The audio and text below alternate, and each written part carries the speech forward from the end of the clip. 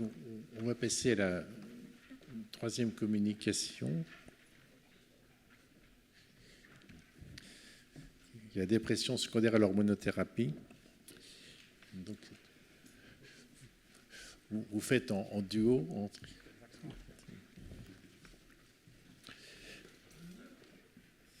Bonjour. Donc Thomas Dio et Vladimir Adrien. Et comment on passe les... Avec ça? Tac, ouais. Bonjour. Donc, nous, on est psychiatres et on va présenter aujourd'hui le sujet de la dépression secondaire au traitement. Donc, on a parlé de troubles de la libido. Ce qui nous intéresse, nous, en tant que psychiatres, c'est quand il y a une dépression caractérisée, on va voir ce que c'est, et qu'il faut un adressage au psychiatre pour instaurer un traitement. Parce qu'avant ça, le soutien psychologique peut suffire tant qu'il n'y a pas de dépression constituée.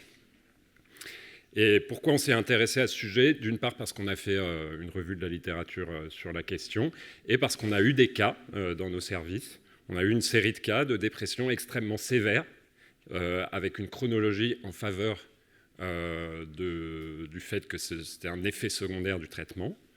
Et on s'est rendu compte que c'était peu connu, cet effet secondaire, bien que documenté dans les référentiels. Et donc, voilà, on a exploré un petit peu ce sujet, et puis on a monté une étude nationale avec le professeur Giraud à l'HEGP, dont Thomas vous parlera dans un second temps. Donc, l'état des lieux, les épisodes dépressifs caractérisés qui vont être induits par l'hormonothérapie chez les patients qui sont traités pour un adénocarcinome de la prostate. Donc, l'hormonothérapie, il y a une place de plus en plus importante dans le cancer. Aujourd'hui, on est sur la deuxième génération. Et il s'avère qu'il y a un risque d'épisode dépressif supérieur chez les patients qui vont être traités par ce traitement versus ceux qui feront de la radiothérapie, avec un taux de suicide qui est également doublé. Et ce surrisque serait encore plus élevé avec la seconde génération de traitement anti-androgène. Donc, l'épisode dépressif, c'est très fréquent sous traitement, 18% sous traitement anti-androgène versus 8% sans traitement. Parce qu'il y a aussi les dépressions secondaires, on en a un petit peu parlé au début, de l'annonce du cancer et du cancer. C'est mal diagnostiqué, mais comme la dépression est mal diagnostiquée en population générale, 50% de diagnostic, et finalement peu adressé, pas de recommandation, expérience clinique défavorable, c'est ce qu'on a eu dans notre service. Et on se rend compte aussi, il y a des théories aujourd'hui physiopathologiques de la dépression, il y a l'inflammation, il y a la théorie hormonale de la dépression. Et on se rend compte que c'est des profils particuliers qui requièrent potentiellement des traitements particuliers. C'est pour ça qu'on s'y intéresse. Donc on a publié une série de 2 cas de dépression. Alors il y avait une mélancolie sévère chez un patient qui n'avait aucun antécédent psychiatrique, qui a résisté à toutes les lignes d'antidépresseurs, qui a eu besoin d'électroconvulsivothérapie, la sismothérapie. Et puis il y a un épisode dépressif chez un patient qui a un trouble bipolaire, donc qui alterne des épisodes maniaques et des épisodes dépressifs, et qui était plutôt stabilisé depuis plusieurs années, et qui a replongé après l'introduction de l'hormonothérapie. Donc la dépression caractérisée, qu'est-ce que c'est? C'est des symptômes primaires, soit l'humeur triste, donc le moral qui est dans les chaussettes, on va dire, soit une perte de plaisir, soit les deux. En gros, c'est quelque chose de négatif en plus ou quelque chose de positif en moins dans la vie. Et associé à tout ça, donc la perte de plaisir, c'est l'anédonie. Associé à tout ça, il y a des symptômes secondaires. Donc on l'a dit, il y a les troubles de la libido, il y a les troubles de l'appétit, les troubles du sommeil. Donc ça, c'est les troubles des conduites instinctuelles. Il y a le ralentissement psychomoteur. On est ralenti, on a des troubles cognitifs, on est fatigué, on perd le pragmatisme, la motivation. Il y a le négativisme, le sentiment d'infériorité, de se sentir coupable, d'avoir honte, de regretter des choses du passé. Et puis, donc les troubles cognitifs qui sont liés au ralentissement, donc difficulté de concentration, d'attention, de mémoire. Et tout ça peut ou pas être associé à des idées de mort, des idées suicidaires, actives ou non. Et donc, soit c'est un état habituel du sujet, et on va parler de troubles dépressifs chroniques, soit c'est une dépression aiguë, il y a une rupture avec l'état antérieur. Et si cette rupture avec l'état antérieur intervient dans un délai raisonnable, on va dire, après l'introduction du traitement, on peut retenir une imputabilité du traitement pour ce trouble. Donc la revue de la littérature. Donc, il y a beaucoup de papiers, et des papiers qui partent de bases de données épidémiologiques, et c'est pour ça que nous, on a voulu aller plus finement sur la caractérisation de la dépression et les facteurs de risque des patients chez qui on va introduire une hormonothérapie pour bien se poser la question avant de savoir s'il faut introduire ce traitement ou pas. Donc une étude publiée dans European Urology, donc 180 000 patients, 1 million de contrôles, et les critères de sélection, c'était la dépression sévère et ou le décès par suicide. Et ils ont montré que donc, il y avait plus de dépression caractérisée et de suicide chez les patients avec cancer à haut risque, et que le risque était plus élevé chez les patients sous antiandrogènes que chez les patients sous radiothérapie. Donc ça, je l'ai dit en introduction.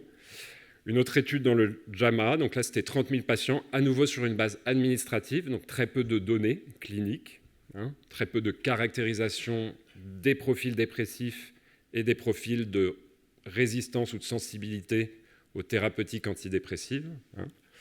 Et donc ils ont comparé le risque de dépression caractérisée selon le type de traitement. Et donc il s'est avéré que le risque était plus élevé sous antiandrogène et plus élevé sous antiandrogène de seconde génération par rapport à la première génération et par rapport au traitement non antiandrogène. Et dans cet article, il formule des hypothèses physiopathologiques qui sont en lien avec les théories hormonales de la dépression. Une étude dans The Oncologist, toujours des bases administratives, 38 000 patients traités par hormonothérapie, 10% de dépression caractérisée ou de troubles anxieux de novo sous traitement, 47% des dépressions n'ont pas reçu de traitement antidépresseur, 10% ont été adressés en psychothérapie, 33% avaient un traitement et 19% avaient des traitements benzodiazépines plutôt pour l'anxiété.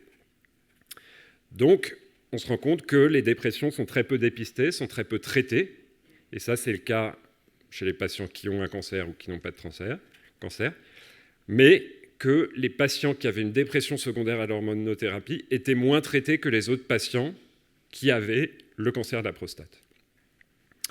La médiane entre la survenue de la dépression caractérisée et l'introduction du traitement était de 9 mois, et ça correspondait à peu près aux patients qu'on avait eus, nous, dans notre service. Voilà, donc l'intérêt de cette étude, c'est qu'il s'intéresse aussi aux autres diagnostics psychiatriques et à la chronologie.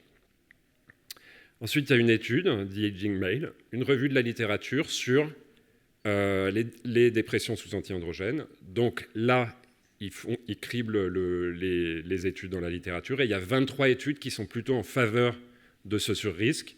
10 disent l'inverse. Vous voyez, c'est encore peu documenté dans la littérature. Globalement, ils retiennent un taux de 18% de dépression sous traitement versus 8% sans traitement. Donc ça, c'est ce que j'ai dit en introduction.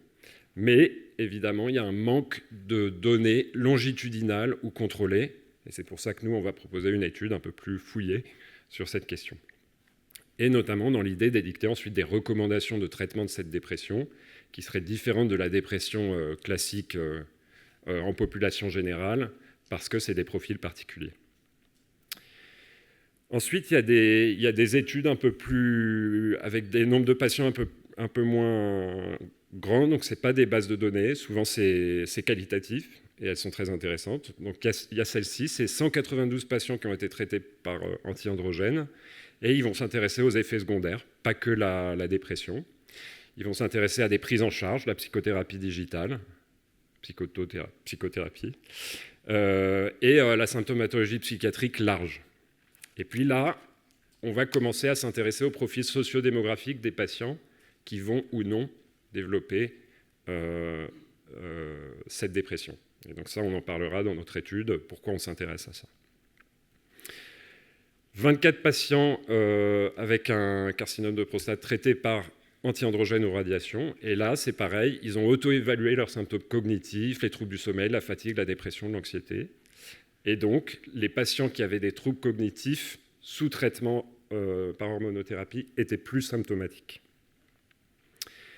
79 patients, là cette étude s'intéresse aussi aux conjoints, et toujours la même chose, les effets secondaires du traitement, devaient dire s'ils en avaient entendu parler ou pas. Et on s'est rendu compte que c'était assez peu communiqué, ces effets secondaires psychologiques et psychiatriques. Et notamment, 70% ne savaient pas que la dépression caractérisée était un effet secondaire documenté de l'hormonothérapie. Donc les effets indésirables peu connus et une baisse importante de la qualité de vie. Voilà, et ça c'est un article de 2013. Et donc tous les articles que j'ai présentés précédemment, ils sont après 2020. Et entre 2020 et 2013, donc on est remonté dans le temps, il n'y a rien. Et ça, c'est un des premiers articles qui parle du sujet. Donc 377 patients, une étude transversale avec des questionnaires. Et c'est l'idée d'identifier les facteurs de risque de dépression, ça va être l'idée de notre étude aussi, et d'anxiété chez les patients chez qui on introduit l'hormonothérapie.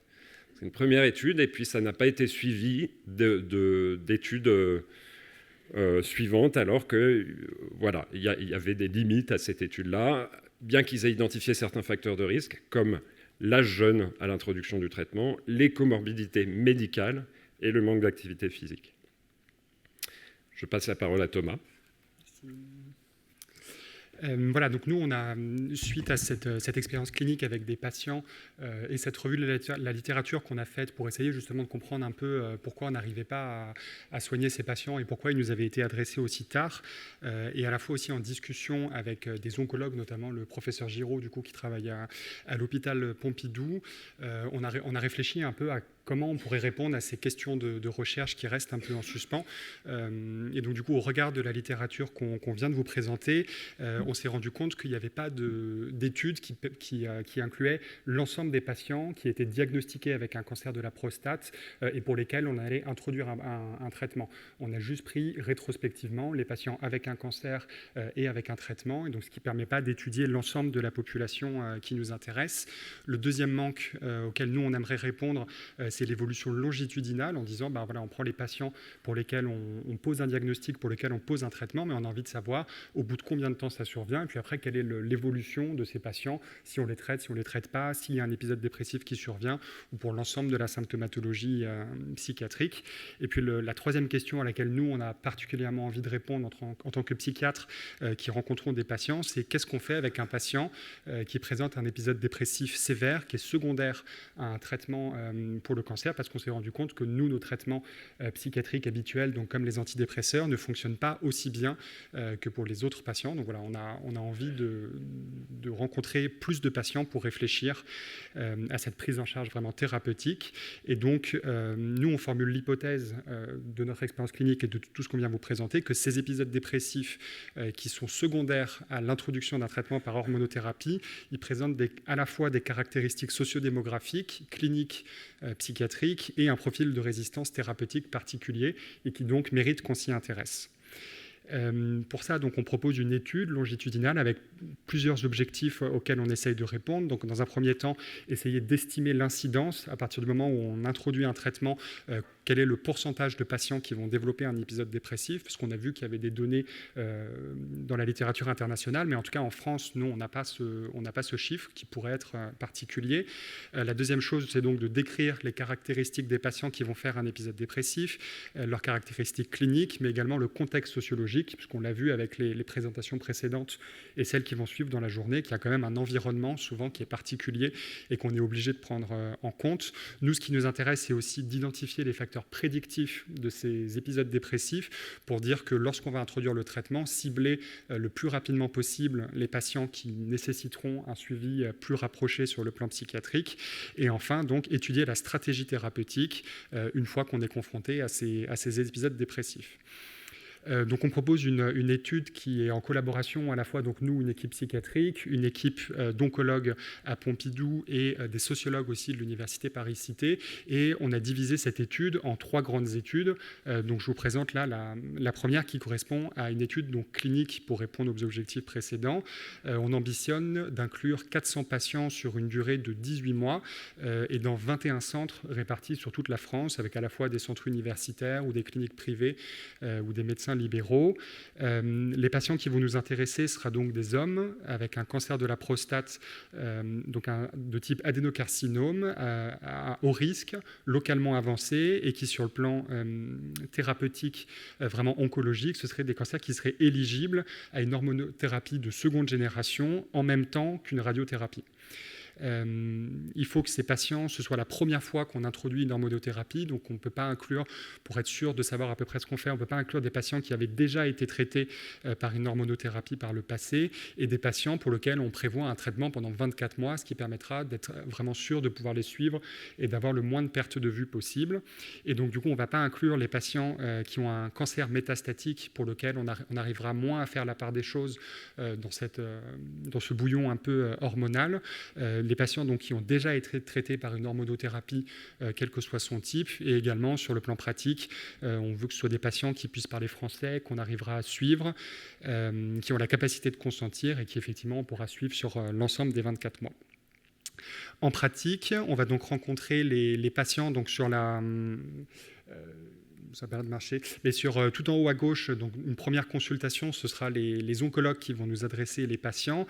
Ils seront évalués à la fois sur le plan oncologique par rapport au traitement, par rapport au type de cancer et à ses caractérisations, et également une évaluation, un premier rendez-vous d'à peu près une demi-heure avec un psychiatre qui permettra de faire un peu l'état des lieux, de l'anxiété, de la dépression. Et ensuite, à 3 mois, 6 mois, 1 an, et 24 mois, donc 2 ans, les patients rempliront eux-mêmes des questionnaires par rapport à leur symptomatologie anxieuse et dépressive. Et selon un certain score, si on se rend compte que la symptomatologie dépressive est plus élevée qu'un certain seuil qui nous intéresse, ils rencontreront à nouveau, pour la deuxième ou entre 2 et du coup 5 fois, un psychiatre qui fera une évaluation plus approfondie, donc en utilisant des échelles, et qui pourra, si besoin, également introduire un traitement à ce moment-là. Et puis après, si besoin, il y a un suivi psychiatrique aussi qui pourra se mettre en place de façon indépendante de l'étude. Voilà, donc ce qui permet en même temps de repérer pour les patients qui seront inclus dans ce travail de recherche un repérage et un traitement plus précoce de cette symptomatologie assez fréquente.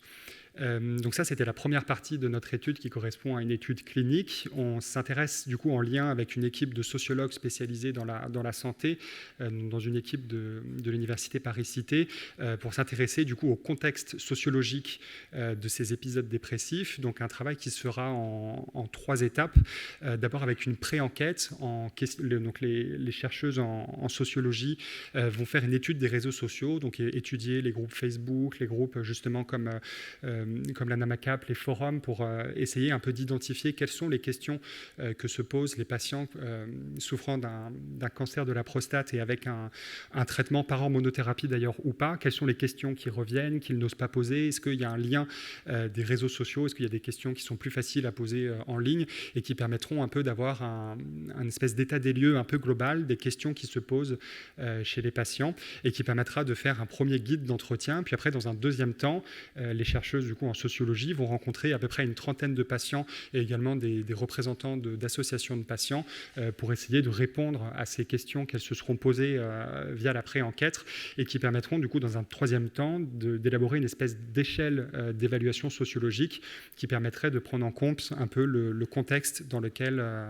vivent ces patients et qui donc s'applique au cancer de la prostate dans un deuxième temps mais qui pourrait après s'élargir dans d'autres environnements.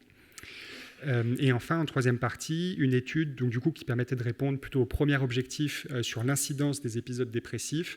Donc c'est comme les premières études qu'on vous a présentées tout à l'heure, de s'intéresser, en fait, c'est les bases de remboursement de l'assurance maladie dans lesquelles sont cotés les diagnostics des patients, le suivi et les traitements qui ont été mis en place sur des longues périodes de temps. Et donc l'idée serait d'utiliser les données, par exemple, des 10 dernières années en s'intéressant du coup aux patients pour lesquels a été mis en place une hormonothérapie de 2e génération qui a été suivie pendant 24 mois consécutifs et donc du coup de s'intéresser cette fois à la prescription de médicaments antidépresseurs ou alors d'hospitalisation en psychiatrie, donc ce qui permettrait d'approcher un petit peu la question de la dépression chez les patients traités avec un tel type de traitement. Et puis ça permettrait de compléter un peu les analyses qu'on vous a présentées en s'intéressant cette fois plutôt aux trajectoires de soins, répondre à la question de combien de temps ça met pour arriver chez un psychiatre, combien de temps ça met pour prescrire un premier traitement si c'est nécessaire, et puis aussi de fouiller un peu quelles sont les stratégies thérapeutiques qui sont mises en place par nos confrères dans ces cas-là. Donc voilà, donc c'est un projet qui permet de répondre un peu, enfin en tout cas on l'espère, aux questions qu'on s'est posées en fouillant un peu la littérature sur le sujet. Nous on trouve que les éléments intéressants de ce projet sont quand même d'associer plusieurs équipes de recherche, donc du coup les sociologues de Paris Cité, les oncologues dans les 21 centres d'inclusion partout à travers la France, mais également des psychiatres et des associations de patients qui permettraient vraiment d'essayer d'avoir un avis et un regard un peu large sur ce sujet qui est à la fois très fréquent et en même temps très complexe à traiter. Le réseau de recherche qu'on a essayé de mettre en place se veut vraiment représentatif de l'ensemble des centres qui traitent les patients souffrant de cancer en France, donc à la fois des hôpitaux universitaires qui sont parfois très inventés sur certains types de traitements, mais également des centres plus périphériques et sans valence de recherche, ou encore des médecins libéraux qui ont parfois une orientation un peu différente que les hôpitaux universitaires. Et voilà, nous on trouve que vraiment en tant que praticien hospitalier, l'objectif principal est d'essayer d'améliorer les pratiques, puisque nous, voilà, on a fait face à l'absence de recommandations claires pour traiter ces patients, donc avec le double objectif d'identifier vraiment le plus tôt possible les patients qui auraient besoin en tout cas d'un suivi, et puis dans un deuxième temps de mieux les prendre en charge. Voilà, donc c'est un projet qu'on essaye de construire depuis environ 1 an et demi, 2 ans, qu'on a soumis à deux appels à projets. Donc on attend encore les réponses qui devraient arriver dans 1 mois ou 2. Et on travaille tous les deux à la PHP et on est soutenu par l'équipe de recherche de la PHP. Voilà, merci pour votre attention.